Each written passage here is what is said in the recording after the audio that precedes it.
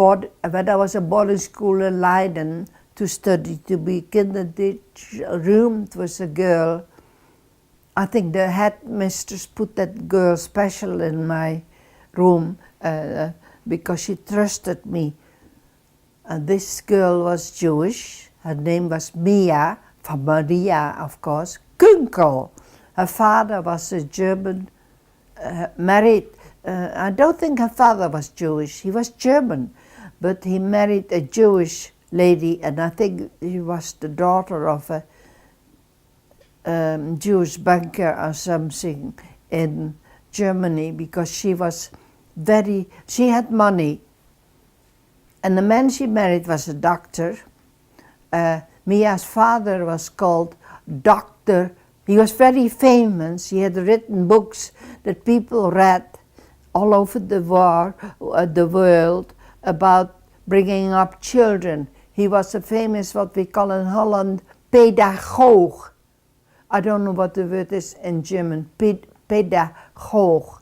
And he had written books, and they read them in America, because when we roomed together, her father was teaching at the University of California. I was fascinated that I slept in the same room, a Jewish girl whose father taught at the University of California. And she had two older brothers. One was at the University of Amsterdam, and the other one was a student at Oxford. At that time, Oxford meant nothing to me. I knew there was a very good, the top English university was there. I learned that from geography, and and all the years that Peter I lived in Oxford, it never occurred to me that he might have been there at the same years that we were there. Because Peter came there after the war. I don't know what happened to Mia or to her brother.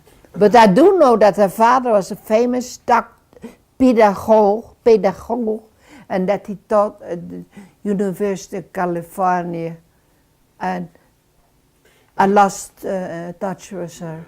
Let me ask you, was Mia, and the fact that Mia was Jewish? Her mother was Jewish, yeah. And so she automatically was Jewish too, yeah. by the tradition of the Jewish faith. Yeah. Was that a subject among the two of you that? No, I was fascinated by her being Jewish.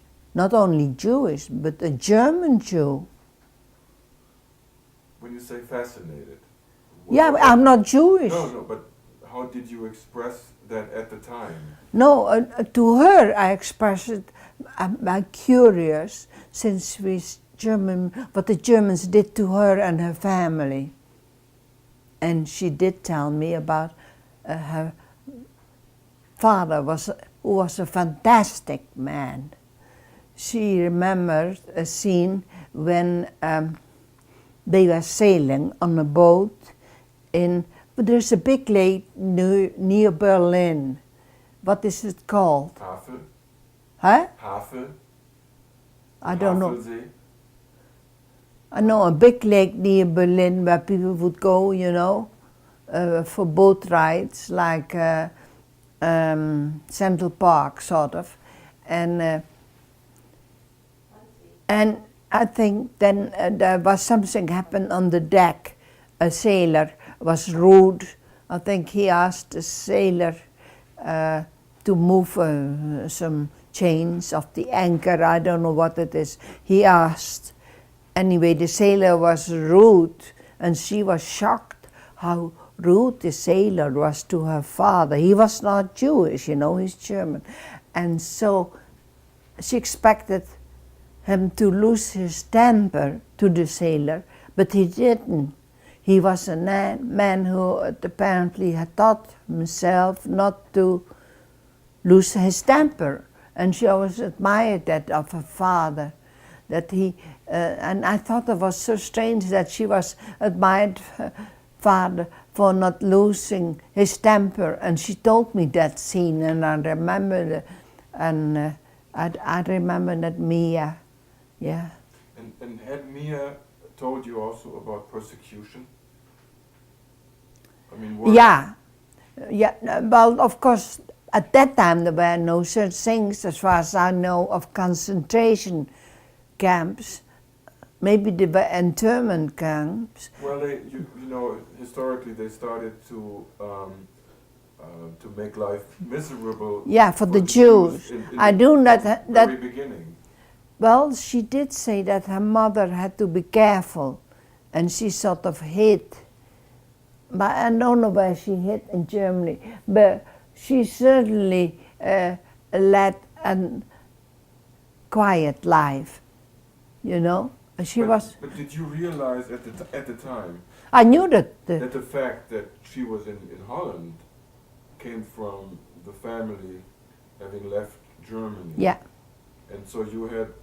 And that her brother, older brother, one of older brothers, had very treatment, a very special treatment in Amsterdam at the university. Don't forget, Amsterdam has been a Jewish city from even before the Middle Ages. So she had to be careful. Her greatest friend in Holland was a friend of her parents, I think her mother and father, who was a man, and he was Count Bentinck. Now I know the name Bentinck because it is a name that's famous in Holland. The Bentinks are closely related to the royal family and very much mixed up them, and they were the aristocracy. And later, after war, years later, I met Bentinks. I think that man was called Edu van Doorninck, that were related to my family. But while I was rooming with Mia, I didn't know that I was related to the Bentinks. You see, I do know that Mia lived with me in that room, and that for some reason, I don't know why, I think it had to do with the headmistress, Mrs. Glas. Juffrouw Glas, she was the headmistress, and for some reason she trusted me. Maybe she knew something was going on, but she trusted me, and she knew, for some reason, I don't know why, that I was to be trusted. Mia was obviously hiding in that boarding school in a sense, you see, and that she was safe with me. I wouldn't blame her that I was rooming with a Jewish girl from Germany, you see. So. And Mia never knew that I had hiding those people in the house, because I was afraid if Mia ever would be picked up, you never know, they would torture her and that she would blab her mouth off. She had to, you know.